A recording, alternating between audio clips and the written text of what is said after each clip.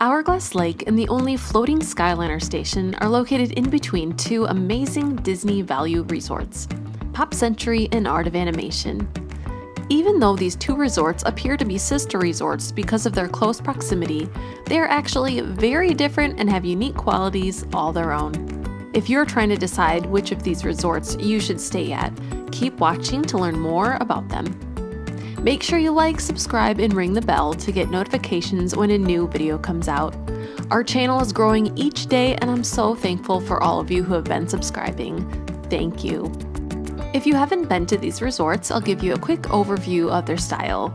Like I said, they're both value resorts, so they're on the less expensive side of Disney resorts. However, they are the more expensive of the 5 value resorts. Pop Century is a decades-themed resort with sections ranging from the 50s to the 90s. This fun decor gives you throwbacks to fads and fun from each decade with larger-than-life icons. Art of Animation is pure Disney in its decor with The Lion King, Cars, Finding Nemo, and Little Mermaid sections. You should definitely take time to walk around and explore these resorts even if you aren't staying at them, and just look at the giant decor that they have. It is so fun. As I mentioned before, both are located near the floating skyliner station over Hourglass Lake. It's called a floating station because it's built over the lake.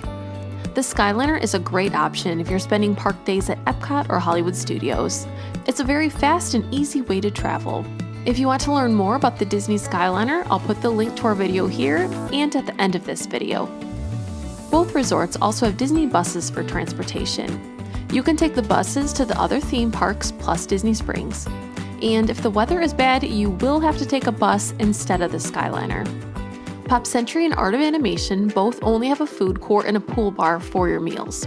The food courts have all the necessities such as burgers, fries, pizza, and more.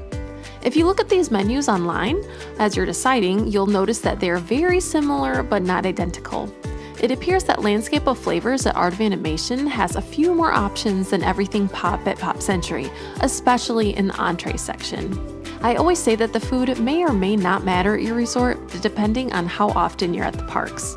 If you'll be at the parks a lot, you may not eat at the resort at all, but I still want to make you aware of what they have. At both resorts, I would say that the food courts are very conveniently located, so if you're someone who just wants to run down and get a snack or drink, the walk will not be too bad.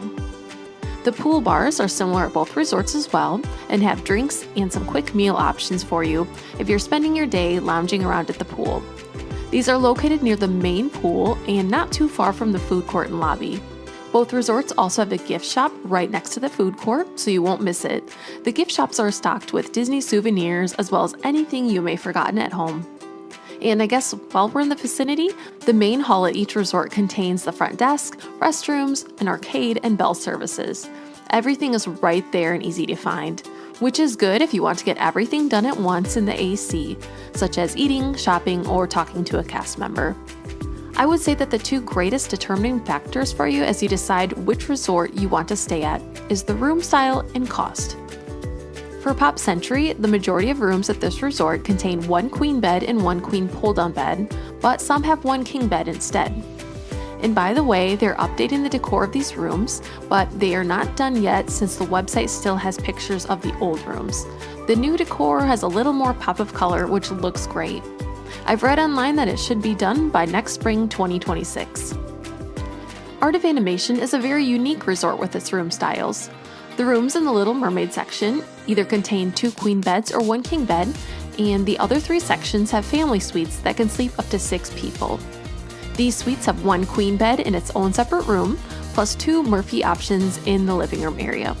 If you see pictures, the table and couch both can turn into beds. The decor in all of these rooms is adorable. Oh, and I almost forgot to mention that the family suites have 2 bathrooms, which is very nice if you're traveling with 6 people. So you've probably already guessed it, but those family suites at Art of Animation will cost you quite a bit. I searched a random week in September, and without any discounts and just the room price, here's what we have. The Lion King and Cars suites are both $583 per night, while the Finding Nemo family suites are $616 per night. The Finding Nemo section is located right by the main pool, lobby, and food court, so the higher price is because of its location convenience. The Little Mermaid rooms are $272 per night, regardless of 2 queen beds or 1 king bed. The king bed rooms are excellent here, but you may not be guaranteed it, but definitely requested if you're interested. Over at Pop Century, the rooms are listed at $226 for a standard room, and will go up depending on if you want a preferred room near the food court or main hall, or if you want to have a pool view from your room. The preferred pool view during this week I'm looking at is $275. So that is quite a range of prices for all these rooms at these resorts. These prices have no discounts, so you may be able to get them a little cheaper if you get a vacation package, which includes room and park tickets.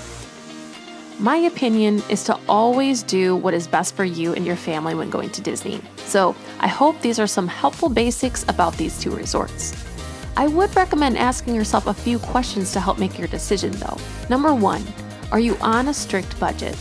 Make sure wherever you decide to go is doable for you. Number 2, how many and what ages are there in your travel party? 2 Little Mermaid rooms or 2 Pop Century rooms would most likely be cheaper than a family suite, pending any discounts, and they offer adjoining rooms.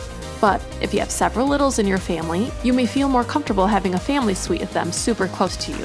Number 3, are you going to be in your room or at the parks?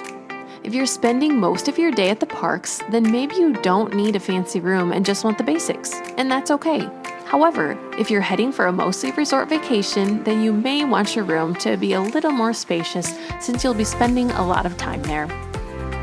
And number 4, my final question for you is, are you going to be wishing you had made a different decision while you're on your vacation?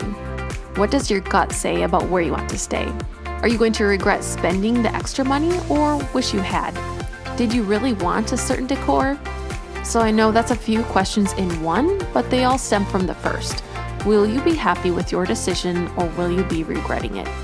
Again, the decision is all up to you, but I wanted to give you a hopefully unbiased overview so you can make the decision that's right for you. Here at Optimistically Disney, we always want to stay optimistic, yet honest. If you were going to one of these resorts on your next vacation, which one would you choose? Let everybody know in the comments. They are both excellent resorts. Have a wonderful day, and thanks for watching Optimistically Disney, where we love all things Disney.